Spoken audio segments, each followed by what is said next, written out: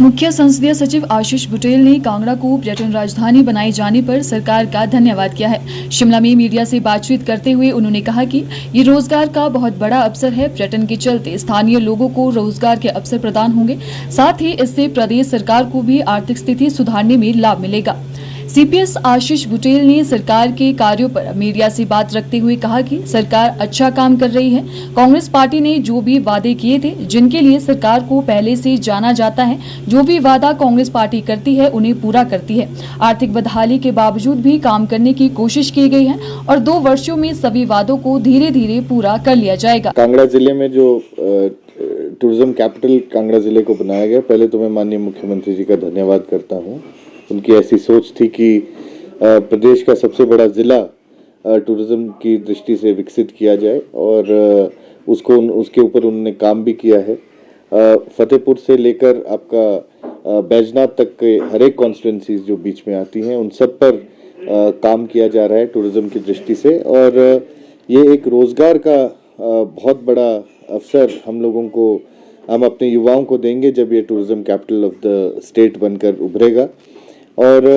पालमपुर की जहाँ तक आपने बात कही, वो चाय की नगरी के नाम से जाना जाता है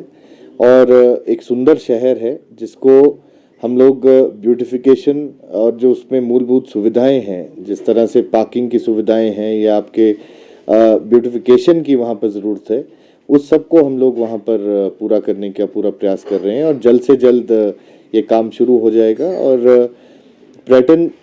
जितना ज़्यादा हिमाचल प्रदेश में आएगा, उतना ही प्रदेश सरकार को, उनकी आर्थिक स्थिति को और युवाओं को उनकी आर्थिकी सुधारने में और प्रदेश की जनता की आर्थिकी सुधारने में लाभ मिलेगा, ऐसा मैं मानता हूँ। केंद्र सरकार ने जो कटौती की कर्ज के मामले में और एक्सटर्नली एडेड प्रोजेक्ट्स के मामले में जो की है, मैं समझता हूँ ये एक कोई अच्छा कदम उन्होंने नहीं उठाया है। लेकिन मैं साथ में ये भी ऐड करना चाहूँगा, पिछली सरकार ने हर एक प्रदेशवासी के सिर के ऊपर आज 1 लाख रुपए के लगभग का कर्जा हर एक प्रदेशवासी के सिर के ऊपर है और इससे प्रदेशवासियों को निकालना और जनहित के कार्य करना हमारी सरकार का, माननीय सुखविंदर सिंह सुक्खू जी की सरकार का पहली रिस्पॉन्सिबिलिटी है। पहला कार्य वो जो कर रहे हैं वो इस पर कर रहे हैं। और साथ ही मैं ये भी कहना चाहूँगा कि पिछली सरकार ने जो बिना सोचे समझे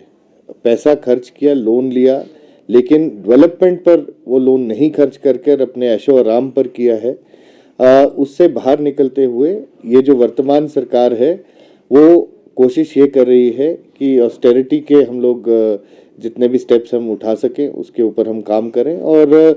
ज़्यादा से ज़्यादा हम बचत कर सकें और ये जो बचत किया हुआ पैसा है वो लोगों की सेवा में और लोगों के प्रदेश की डेवलपमेंट में ये काम हो, इसके ऊपर हम लोग काम। राजनीतिक लाभ लेने के लिए कर्ज उठाया जो कि प्रदेश की जनता के ऊपर पड़ा जाकर, और